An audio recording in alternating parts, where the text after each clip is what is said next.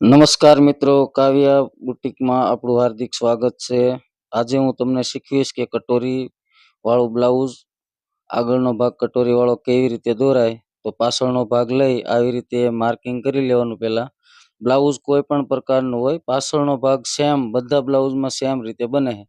તો એ આપણે પાછળનો ભાગ લઈને આવી રીતે માર્કિંગ કરી લેવાનું છે એક પેપરમાં, જે તમે વિડીયોમાં જોઈ શકો છો એવી રીતે પહેલા માર્કિંગ કરી લેવાનું। પછી આવી રીતે જ્યાં જ્યાં આપણું માર્કિંગ આવ્યું છે ત્યાં આપણે આવી રીતે લાઈન ખેંચી દેવાની। આ નીચે આપણે કમર બાજુની લાઈન થઈ ગઈ।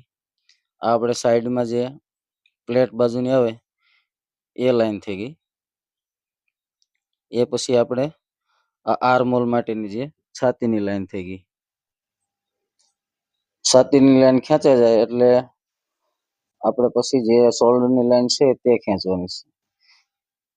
તો આવી રીતે આ શોલ્ડરની લાઈન આપણે ખેંચી વાળી। પછી આપણે આ ગળાની લાઈન ખેંચવાની છે આવી રીતે। સેમ વસ્તુ મિત્રો, આસાન છે હાવ। આપણે જે આગળનો ભાગ કટોરી વાળો બનાવી એ કઈ રીતે બને છે તમે આખો વિડીયો જોશો એટલે તમને બધી સમજ પડી જશે। આ આપણે જે ગળું કેટલું છે ડીપ, આ આપણે ગળાનું માર્કિંગ કરી નાખ્યું। તો 7 ઇંચ આપણું ગળું છે। તો આ રીતે સીધી લાઈન ખેંચી દેવાની। આર્મહોલની ફૂંટ લઈ લેવાની અને આપણે જે પ્રકારનું ગળું હોય એ પ્રકાર આપણે દોરી દેવાનું। મારા બ્લાઉઝમાં રાઉન્ડ હતું તો આપણે રાઉન્ડ દોરી વાળ્યો। એવી જ રીતે આપણે આ આર્મહોલ, આપણે જ્યાં આપણી સ્લીવ સડે તે આર્મહોલ કહેવાય। તો આપણે આ આર્મહોલ, હવે પાછળનો ભાગ આપણે લાવ્યા એટલે પાછળના ભાગમાં 1 ઇંચ જે દાંટ હતો તે આપણે આગળના ભાગમાં નહીં આવે એટલે આપણે આ તે માઇનસ કરીને અહીંયા સીધી આપણે લાઈન દોરી દેવાની આવી રીતે। આ લાઈન દોરે જાય પછી આપણે જે એક્સ્ટ્રા કપડું છે 1.5 ઇંચ લીધું છે જે પ્લેટનું, આ તેનું માર્કિંગ કરી વાળવાનું આવી રીતે। ઉપરની સાઈડે આવી રીતે આપણે માર્કિંગ કરી વાળવાનું। અહીંયા આપણે એક આવી સીધી આ લાઈન ખેંચી, અહીંયા આપણી મેન સિલાઈ જે આવે છે, મેન આપણું બ્લાઉઝ રેડી થાય એ માપ આપણું છે। તો આવી રીતે લાઈન ખેંચાઈ જાય પછી આપણે ઉપરથી બસ્ટ પોઈન્ટ લેવાનો। બસ્ટ પોઈન્ટ લેવાઈ જાય પછી હું તમને કઈ સાઈઝમાં કેટલો બસ્ટ પોઈન્ટ લેવો એનો ચાર્ટ પણ આપીશ। તમે ચેનલને સબસ્ક્રાઈબ કરીને રાખજો, હું ક્યારે એનો વિડીયો પણ આખો મૂકીશ। તો આવી રીતે આપણે આમાં 10.5 બસ્ટ પોઈન્ટનું માર્કિંગ કર્યું। તો આવી રીતે ત્યાં સીધી એક લાઈન ખેંચી દેવાની છે। પછી આપણે નેક્સ્ટ એના જે લાઈન આવી તેની નીચે આપણે 2 ઇંચ, આ 2 ઇંચની આપણે બીજી લાઈન ખેંચી દેવાની આવી રીતે। પછી આપણે આવી રીતે સિલાઈનું જે માર્કિંગ છે ત્યાંથી 2.5 ઇંચ લેવાનું। હવે આ પાછળનો જે ભાગ વધ્યો તે આપણી કટોરી, આવી રીતે કટોરીનો બીજો ભાગ આવી રીતે પટ્ટી બેવડી કરી અને આવી રીતે ઉપરની લીટી સુધી આમ નિશાન મારી દેવાનું આવી રીતે। પછી આપણે જ્યાં આગળ હુકની પટ્ટી છે ત્યાંથી આપણે આવી રીતે 0.5 ઇંચ ઉપર લઈ લેવાનું, 0.75, અને પછી એને અહીંયાથી આપણે આર્મહોલની સાઈડથી 2.5 ઇંચ લઈ લેવાનું આવી રીતે, જે આપણે કટોરીનો શેપ આપવા માટે।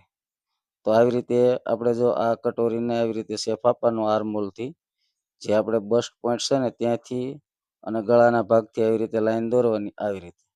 પછી આ લીટો સીધો નીચે સીધો દોરી દેવાનો આવી રીતે। આ તમે વિડીયોમાં જુઓ એટલે એ રીતે તમે કરજો એટલે તમારી પાસે પણ આવી સેમ ડ્રોઈંગ બનશે। આને આવી રીતે આર્મહોલથી અહીં ઉપર આપી દેવાનો લીટો।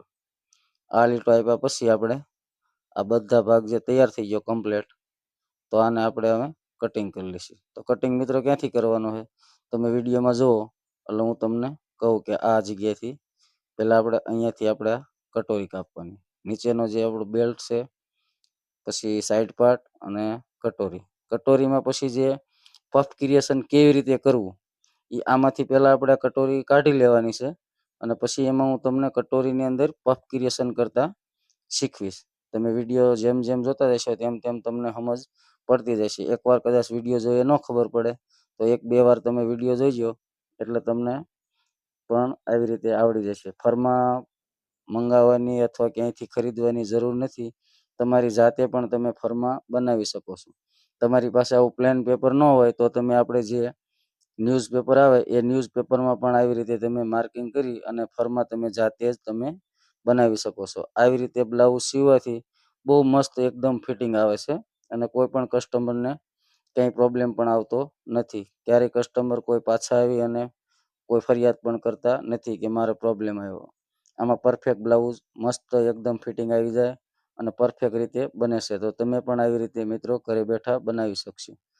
અથવા તમને કોઈ પણ કાંઈ સમજ ન પડે તો તમે મને કમેન્ટ કરજો. એ કમેન્ટમાં હું તમને એનો રિપ્લાય આપીશ. જે બ્લાઉઝમાં તમારે કોઈ જાતના પ્રોબ્લેમ આવતા હોય અને તમારે કયા પ્રકારનું બ્લાઉઝ શીખવું છે અથવા કટિંગ શીખવું છે તો મને તમે કમેન્ટ કરજો, તો હું એ ઉપર તમને આખો વિડીયો બનાવીને આપીશ. તો આ પાર્ટ જો આવી રીતે આ બધા આમાં આપણે પફ ક્રિએશન કરાવવાનું છે. તો આ કઈ રીતે પફ ક્રિએશન થાય તો આવી રીતે હું તમને આમાં આ ભાગમાં પફ ક્રિએશન કરી અને શીખવાડું તમને. નેક્સ્ટ એમના વિડીયોમાં તમે બન્યા રહેજો. આ જે ભાગ છે એને આપણે બીજા પેપર ઉપર આવી રીતે આપણે લઈ લેવાનું. આવી રીતે સેમ એનું માર્કિંગ દોરી દેવાનું. જે બીજું પેપર છે તેમાં આવી રીતે જો તમે તે વિડીયોમાં જુઓ ને એ જ રીતે તમે પણ કરજો, એટલે તમારાથી પણ એવું સેમ એ રીતનું થશે.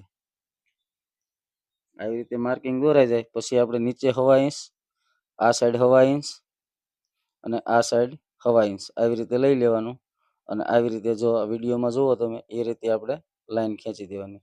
ઉપરના ભાગે જે આપણે બટન પટ્ટી આવે એમાં જે આપણે સિલાઈનું દબાવીએ ને પ્લેટનું એટલું ખાલી કપડું વધારવાનું. અને કટોરીનો જે ઉપરનો ભાગ છે અહીંયા જો અહીંયા સેમ અહીંયા પણ એક સિલાઈનું સેજ ઉપર વધારવાનું. એટલું ખાલી વધારી જે વિડીયોમાં જોયું ને તમે એટલું એવી રીતે. હવે આપણે અહીંયા 3 ઇંચનો દાંટ આવશે લાંબો.